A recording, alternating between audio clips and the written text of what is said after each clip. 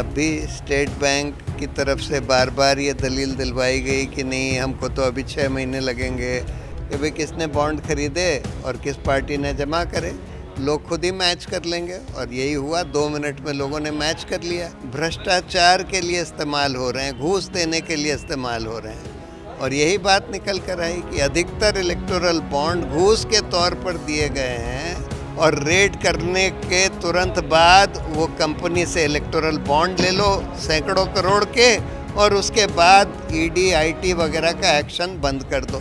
Electron bond को लेकर देश भर में चर्चा है अलग अलग। अब हमारे साथ में भूषण जी है सर। प्रशांत भूषण जी, क्या कहेंगे, आपका क्या कहना है इसको लेकर? देश भर में लगातार इस तरह से मुद्दा उठाया जा रहा है, लेकिन सत्ता पक्ष तो और कुछ कह रहा है। सत्ता पक्ष तो ये कह रहा था कि हमने बहुत बड़ी पारदर्शिता ला दी है इलेक्टोरल फंडिंग में, इलेक्टोरल बॉन्ड के द्वारा।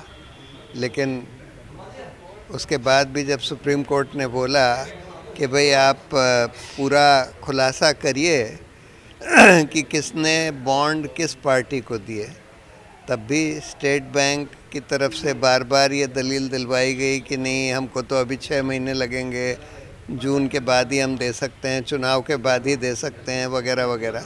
सब झूठी दलील, सारी उनके पास सूचना थी। आखिर में सुप्रीम कोर्ट ने बोला कि ठीक है, आप मैचिंग मत करिए, लेकिन रॉ डेटा दे दीजिए कि भाई किसने बॉन्ड खरीदे और किस पार्टी ने जमा करे, लोग खुद ही मैच कर लेंगे। और यही हुआ, 2 मिनट में लोगों ने मैच कर लिया।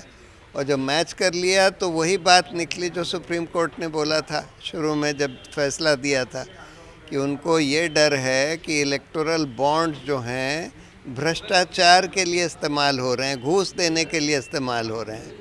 और यही बात निकल कर आई कि अधिकतर इलेक्टोरल बॉन्ड घूस के तौर पर दिए गए हैं और ज़्यादातर भाजपा को दिए गए हैं। और कुछ तो इसलिए दिए गए हैं कि कॉन्ट्रैक्ट मिल सकें उन कंपनियों को। उन्होंने इलेक्टोरल बॉन्ड दिए कई 100 करोड़ के, उसके बाद उनको हज़ारों और कई बार लाखों करोड़ के कॉन्ट्रैक्ट दे दिए गए उन कंपनियों को। दूसरा, उन्होंने पहले कॉन्ट्रैक्ट ले लिया, उसके बाद इलेक्टोरल बॉन्ड दे दिए।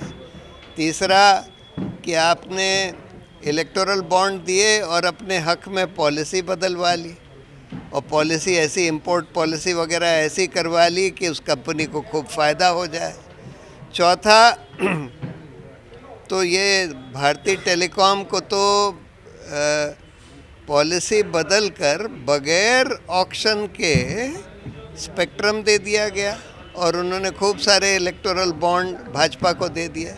और फिर लेकिन सबसे खतरनाक तरीका जो इस्तेमाल किया गया कि वो ईडी की, आईटी की, सीबीआई की रेड करवा दो किसी कंपनी के ऊपर, और रेड करने के तुरंत बाद वो कंपनी से इलेक्टोरल बॉन्ड ले लो सैकड़ों करोड़ के, और उसके बाद ईडी आईटी वगैरह का एक्शन बंद कर दो। मतलब ये तो बिल्कुल वसूली का धंधा हो गया ना कि आपने। सर, इतना सारा सब कुछ हो रहा है, सोशल मीडिया पे चल रहा है, तो क्या लगता है कि इस बार बीजेपी को इस जो खुलासा हो रहा है, आप लोगों के द्वारा हो रहा है, आप लोग जनता के पास पहुंच रहे हैं, तो क्या बीजेपी को नुकसान होता नज़र आ रहा है इस चीज़ से? जाहिर है कि नुकसान होता नज़र आ रहा है। प्रधानमंत्री ने खूब चुप्पी साधने के बाद फिर से यही बात बोल दी कि भाई हम तो इलेक्टोरल बॉन्ड लाए थे जिससे पारदर्शिता आ जाए। अरे भाई, अगर पारदर्शिता आनी थी तो आपने इसको सीक्रेट क्यों रखा था कि भाई इलेक्टोरल बॉन्ड से ये नहीं पता लगेगा कि कौन किसको। एक तरफ जेटली साहब ये कह रहे थे कि इलेक्टोरल बॉन्ड हम इसलिए ला रहे हैं जिससे लोगों को ये ना पता लगे कि भाई कौन सी कंपनी किस पार्टी को चंदा दे रही है। दूसरी तरफ मोदी जी कहते हैं कि नहीं, हम तो पारदर्शिता के लिए ला रहे हैं। तो कमाल ही है, आप हर तरह से छुपाने की कोशिश करें, आखिर में सुप्रीम कोर्ट के आदेश से आपको मजबूरन ये इन्फॉर्मेशन बाहर देनी पड़ी और 2 मिनट में लोगों ने मैच करके बना ली। और उसके बाद यही बात निकल कर आई कि घूस के तौर पर ज़्यादातर पैसे दिए गए। हज़ारों करोड़ रुपए भाजपा ने घूस के तौर पर लिए हैं, और इस एवज में कि लाखों करोड़ के अवैध कॉन्ट्रैक्ट्स उन कंपनियों को दे सके। क्या आप इस इशू को लेकर जनता के पास जाएंगे, जिस तरह से आज आप ग्वालियर में हैं, बता रहे हैं, तो इस इशू पर बहस करेंगे, बताएंगे, लोगों को समझाने की कोशिश रहेगी? नहीं, हम तो ये लोगों के पास ये सूचना पहुंचाना चाहते हैं कि इलेक्टोरल बॉन्ड देश का ही नहीं, निर्मला सीतारमण जी के पति ने बोला कि विश्व का इतिहास में सबसे बड़ा घोटाला है। इतना बड़ा घोटाला आज तक दुनिया में कहीं नहीं हुआ। इतना बड़ा घोटाला, जो सरकार ये दावा करती है कि हम भ्रष्टाचारियों को जेल में डालेंगे, जो जेल में डालने की धमकी देकर और उसके बाद भाजपा ज्वाइन कराकर या ऑपोजिशन की सरकार गिरवा कर फिर उनको माफ़ कर देती है, वही सरकार इसको ईडी आईटी वगैरह को वसूली के लिए इस्तेमाल कर रही थी।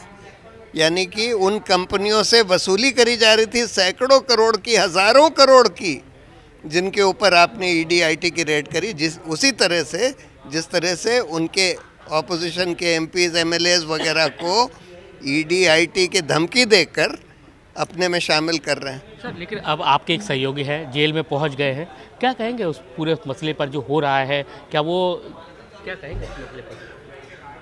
नहीं, उन्होंने घोटाले में शामिल थे नहीं थे ये हम नहीं कह सकते, लेकिन जो उनके खिलाफ एविडेंस पेश किया गया कि भाई एक अप्रूवर, और वो अप्रूवर उस कंपनी का आदमी जिसका आप ये कह रहे हैं कि उसने 100 करोड़ रुपए दिए और उसको अप्रूवर बना दिया गया, उसको बेल दिलवा दी गई, उससे इलेक्टोरल बॉन्ड ले लिए भाजपा ने, और उसके स्टेटमेंट पर आप एक मुख्यमंत्री को अरेस्ट कर रहे हैं, तो बिल्कुल गलत बात है।